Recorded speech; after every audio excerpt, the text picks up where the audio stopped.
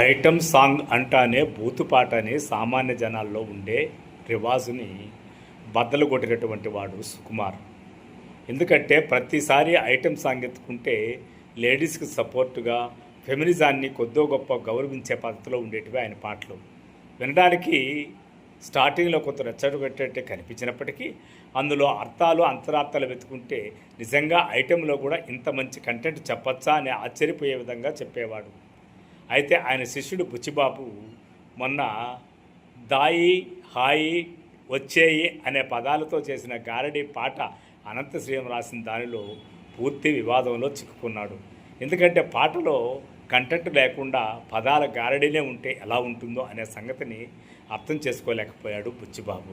సుకుమార్తో అన్నేళ్ళు అసిస్టెంట్గా ఉన్నటువంటి వాడు ఆ కంటెంట్ ఎందుకు అర్థం చేసుకోలేకపోయాడు, ఎంతమంది ఒత్తిడి చేశారో తెలియదు. కానీ అనంత శ్రీరామ్ లాంటి వాడు అలాంటి పాట రాయడం నిజంగా విచారదగ్గ విషయం.